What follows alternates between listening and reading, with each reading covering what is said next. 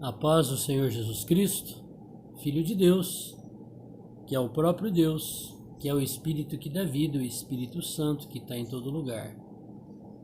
Por isso Ele é Deus, Ele é o Pai, o Filho e o Espírito, é o único Deus. Deus é Espírito, importa que os seus adoradores o adorem em Espírito e em verdade. Um dia esse Deus Espírito, Ele se fez carne por meio de Jesus.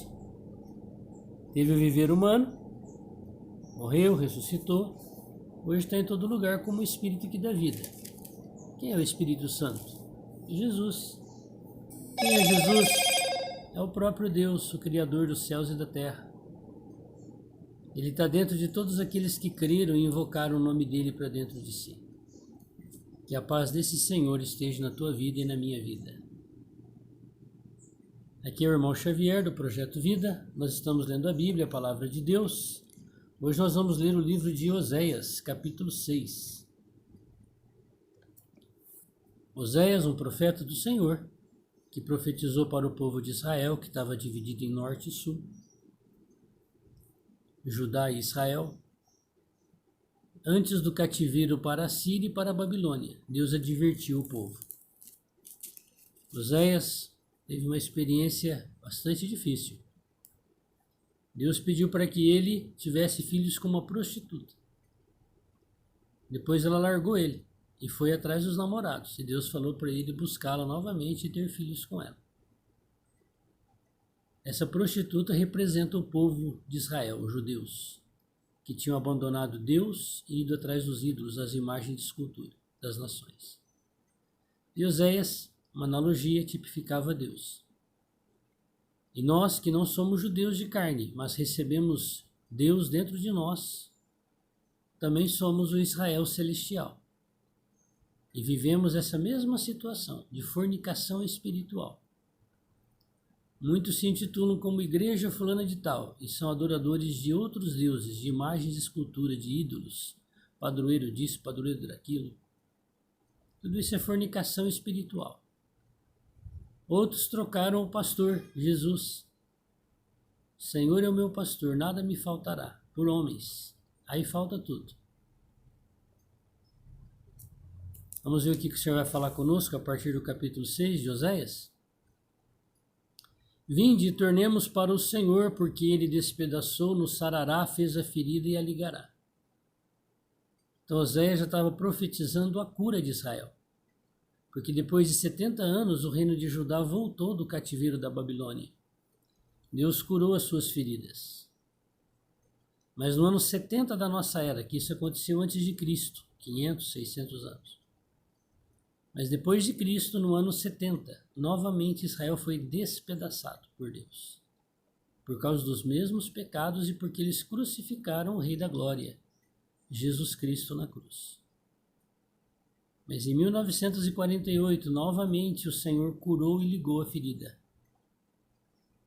E Deus vai cumprir todas as suas profecias na palavra com respeito aos judeus e à igreja. Depois de 2 dias, nos dará a vida, e ao terceiro dia nos ressuscitará e viveremos diante dele. Depois de 2 dias, ele vai nos ressuscitar. 2 Pedro 3,8, um dia para o Senhor é como 1000 anos como um dia. Nós estamos a 2000 anos de Jesus. São 2 dias. Quando se completou 2 dias, Deus ressuscitou Israel do pó e da cinza. Em um só dia ele fez uma nação surgir. Depois de 2 dias, de quase 2000 anos de escravidão jogados pela face da terra. E aqui tem uma coisa gloriosa. Ao terceiro dia nos ressuscitará. Nós sabemos que o Senhor vai voltar e vai ocorrer a primeira ressurreição. Todos que morreram com Deus vão ressuscitar. Todos que morreram sem Deus não vão ressuscitar. Só depois que terminar o terceiro dia. O que é esse terceiro dia? É os 1000 anos de Apocalipse, capítulo 20. Onde o Senhor também diz que o diabo seria preso por 1000 anos. Quando o diabo for preso, vai começar o terceiro dia. E aí fala que ele nos ressuscitará e viveremos diante dele. Nós já falamos que no finalzinho da grande tribulação, a guerra do Armagedon, Deus vai salvar os judeus terrenos, aqueles que guardam os mandamentos de Deus, que não trocaram ele por imagens de escultura, por invocação de demônios, de espírito, de anjos, de astros celestes. Viveremos diante dele. Está vendo? Vai ser restabelecido o trono de Davi. Quem vai reinar? Jesus, Deus. E Israel terreno será a nação poderosa que vai dominar politicamente todas as nações da terra. E viveremos diante dele. Mas antes que isso aconteça, os judeus serão purificados por meio do fogo, 1260 dias de grande tribulação. Para os judeus e para toda a face da terra, para os incrédulos, para todos aqueles que são a igreja que não são fiéis, serão deixados para serem purificados. Versículo 3. Conheçamos e prossigamos em conhecer o Senhor. Como a alva a sua vinda, como a alva será a sua saída, e ele nos virá como chuva seródia que rega toda a terra. Quando o Senhor Jesus partiu o pão com eles naquela última ceia, ele disse que eles estavam entrando numa noite escura. Mas um dia o sol ia nascer, o sol brilhante da justiça. A primeira estrela que nós vemos no nosso sistema solar é o sol. Quando o Senhor voltar, vai começar esse terceiro dia. E o Senhor será como uma chuva de bênçãos para os judeus terrenos e para a igreja celestial vencedora que vai reinar com ele sobre as nações, espiritualmente. E os judeus fisicamente. Que te farei, ó Efraim? Está se referindo ao reino do norte. Que te farei, ó Judá? Está se referindo ao reino do sul. Porque a vossa beneficência é como a nuvem da manhã e como o orvalho da madrugada que cedo passa. Então eles rapidamente se esqueceram do Senhor e foram atrás de outros deuses.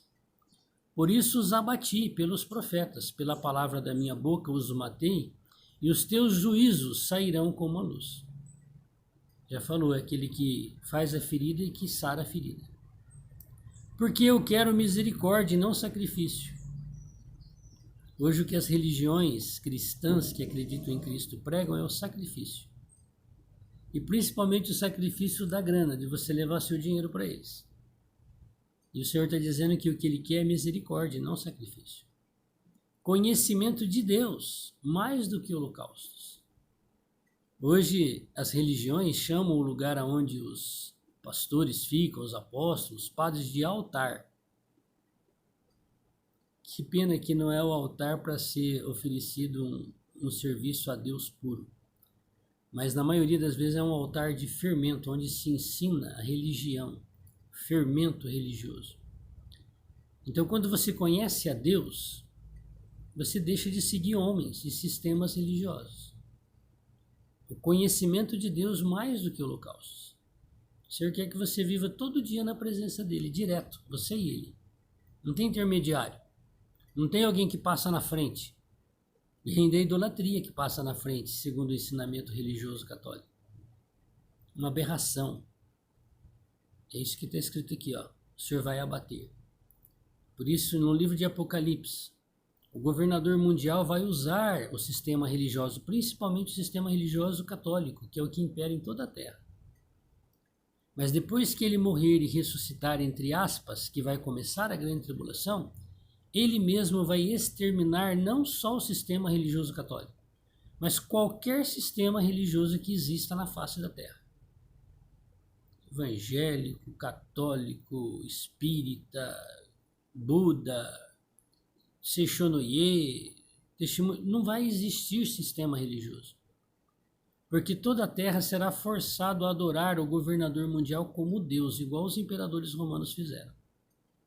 Por isso que ele é um ressurgimento da Babilônia, do Império Romano.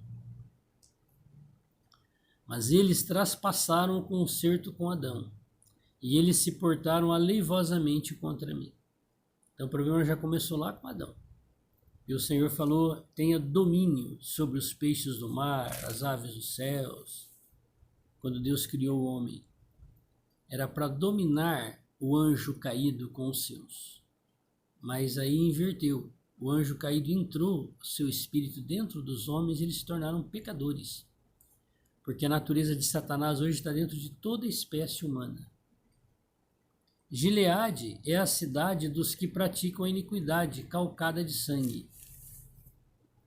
Como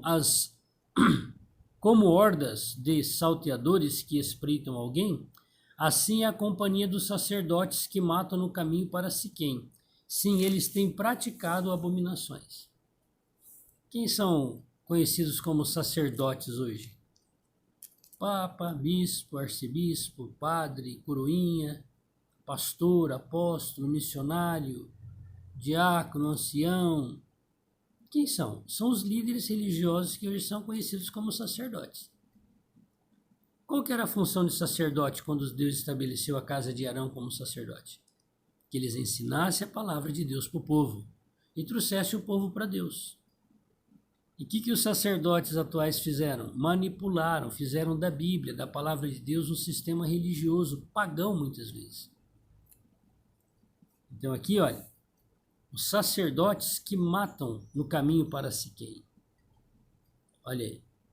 E que faz abominações. Antigamente, quando saía um escândalo de um pastor religioso evangélico, ou qualquer pessoa ligado, chamado de evangélico, de crente, que tinha se envolvido com algum tipo de fornicação, com coisas sexuais, olha, era um escândalo, era uma vergonha, um vexame tão grande para esse povo. E quem eram os que mais acusavam? O sistema religioso católico. E hoje? Como é a situação?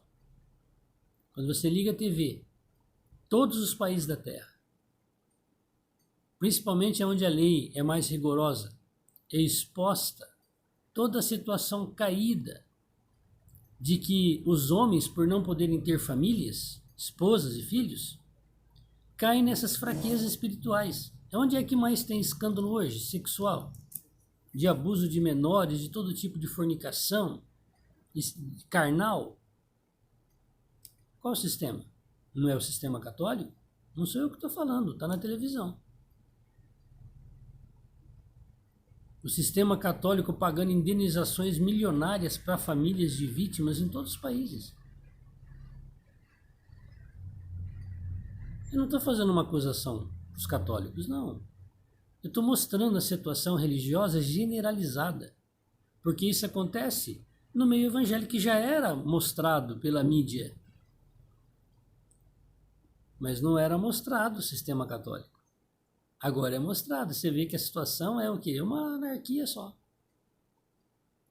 Então aqueles que se intitulavam para ensinarem a palavra de Deus e trazer o povo para Deus são os que corrompem e que cometem todos esses tipos de pecados carnais grosseiros. Deus está dizendo que ele vai abater os sacerdotes falsos. Como é que eu vou saber quem é falso e quem não é? Primeira coisa, se ele tiver interesse na tua alma, de que você seja um seguidor dele, ele já é um falso. Se ele quiser manipular a tua mente, que aqui é a igreja, a minha igreja, é a tua igreja, ele já está manipulando a tua mente. Igrejas são todas as pessoas na face da terra. Não é o sistema chamado igreja. É uma parte da igreja que se virou sistema religioso e dividido em milhares e milhares de sistemas hoje. Quando alguém te ensina que um sistema religioso é igreja, ele já é falso.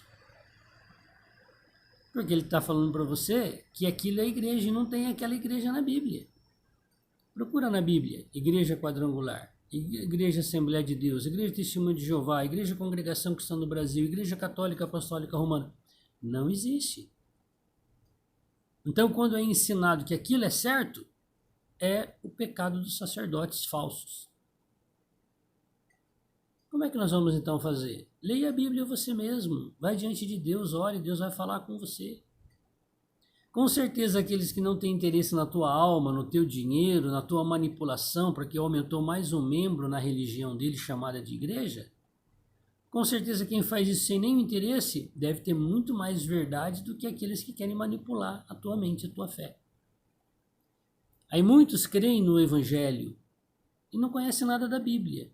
Aí criou por meio de uma religião, ele se torna escravo daquela religião porque ele é um ignorante, ele não tem condição de ter entendimento, de separar, ele faz aquilo por medo, por intimidação. O Senhor falou assim, de graça recebei e de graça dai. Qual é o envelopinho que foi passado para aqueles que Jesus curou?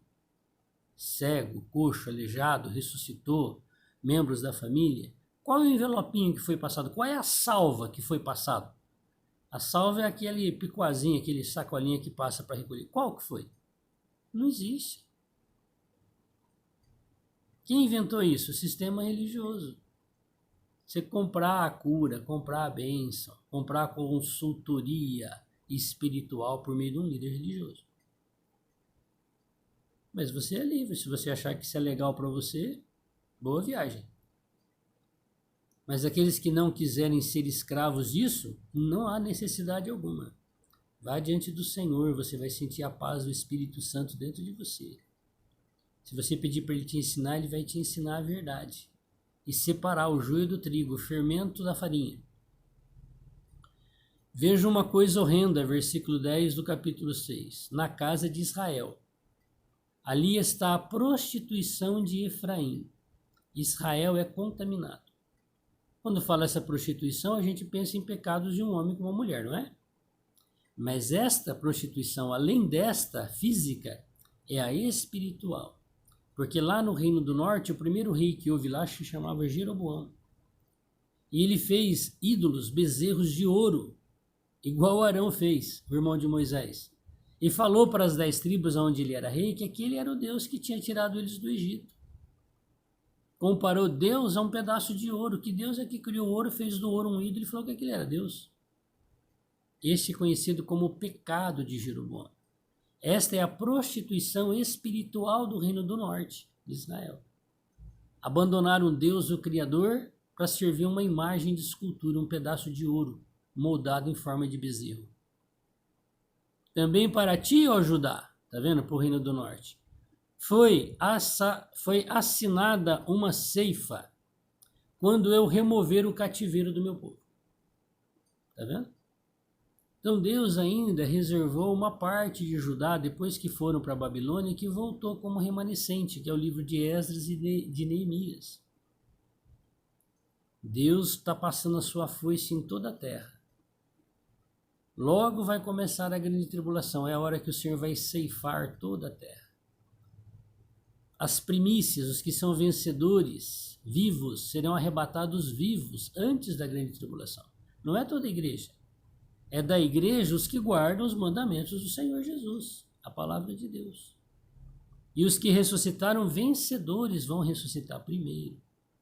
E vão se unir a esses vivos vencedores, primícias. E serão o filho varão de Apocalipse 12 e subirão até o trono de Deus. E vai expulsar o diabo de lá, porque está ocorrendo na terra, naquele momento, o velório do governador mundial, que já reinou 3 anos e meio e foi morto. E o diabo é jogado para a terra com esse vencedor que subiu. Acabou o acesso dele ao trono de Deus, de Satanás. Agora, aquele homem que foi morto vai levantar do velório e ele vai se declarar que ele é Cristo.